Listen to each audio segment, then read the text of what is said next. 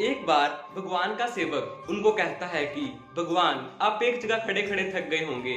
ऐसा करते हैं कि एक दिन के लिए मैं आपकी जगह यहाँ मूर्ति बनकर खड़ा होता हूँ और आप मेरा रूप धारण कर लीजिए और बाहर घूम आइए। भगवान कहते हैं ठीक है, लेकिन मेरी एक शर्त है कि मेरे जो भी सेवक यहाँ प्रार्थना करने आएंगे तुम उनकी प्रार्थना को सिर्फ सुन लेना, कुछ बोलना मत, क्योंकि मैंने सभी के लिए कुछ ना कुछ प्लानिंग कर रखी है। सेवक कहता है ठीक है। सबसे पहले मंदिर में एक व्यापारी यानी बिजनेसमैन आता है। वो कहता है हे भगवान, मैंने एक नई फैक्ट्री खोली है, उसे खूब तरक्की देना, खूब आगे बढ़ाना। ऐसा बोलकर वो माथा टेकता है और जैसे ही वो माथा टेकता है उसका पर्स नीचे गिर जाता है और वो बिना पर्स लिए ही चला जाता है।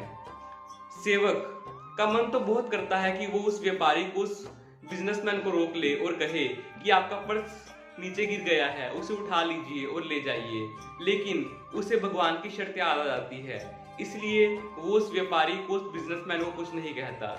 उसके बाद मंदिर में एक गरीब आदमी आता है। वो भगवान को कहता है कि भगवान, मेरे घर में बहुत भूख मारी है, मेरे घर में खाने के लिए कुछ नहीं है, मेरे बच्चे भूखे हैं, आप कोई चमत्कार दिखाइए, आप कुछ कृपा कीजिए।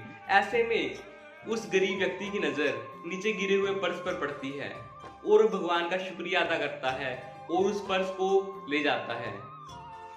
ऐसे में तीसरा व्यक्ति मंदिर में आता है। वो नाविक होता है। वो भगवान को कहता है कि मैं 15 दिनों के लिए एक जहाज लेकर समुद्र की यात्रा पर जा रहा हूँ, मेरी ये यात्रा सफल बनाना और मुझे कोई अड़चन ना आए, हे भगवान अपना आशीर्वाद दीजिए। जब वो ऐसी प्रार्थना कर रहा होता है तभी पीछे से वो बिजनेसमैन कुछ पुलिस ऑफिसर्स को लेकर आता है और कहता है कि मेरे बाद मंदिर में नाविक आया है, इसी ने मेरा पर्स लिया है, आप इसे अरेस्ट कर लीजिए। जैसे ही पुलिस नाविक को अरेस्ट करने वाली होती है तभी सेवक बोल पड़ता है कि पर्स नाविक ने नहीं बल्कि एक गरीब आदमी ने चुराया है। तो पुलिस उस गरीब आदमी को अरेस्ट कर लेती है। रात को सेवक भगवान को सारी बात खुशी खुशी बताता है और उसे लगता है कि भगवान उसकी प्रशंसा करेंगे, पर भगवान कहते हैं कि तुमने सारा काम खराब कर दिया। सेवक कहता है ऐसा क्यों बोल रहे हो आप?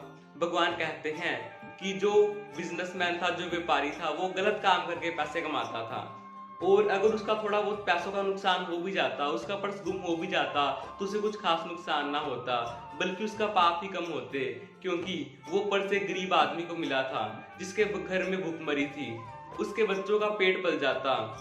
और जो नाविक था वो जिस समुद्री यात्रा पर जा रहा था वहां तूफान आने वाला था और अगर वो जेल में रहता तो उसकी जान बच सकती थी, उसकी पत्नी विधवा होने से बच सकती थी, लेकिन तुमने सब गड़बड़ कर दिया। फ्रेंड्स, यही तो होता है हमारे साथ भी।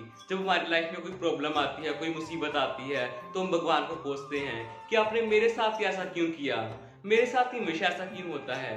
लेकिन फ्रेंड्स, उसके पीछे भगवान कोई ना कोई प्लानिंग जरूर होती है।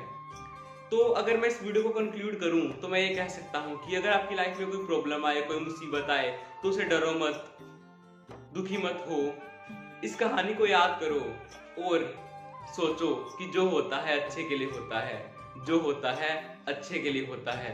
और फ्रेंड्स, खुश रहो, खुशियां बांटते रहो और अगर ये वीडियो अच्छी लगी हो तो इसे लाइक करना मत भूलिएगा।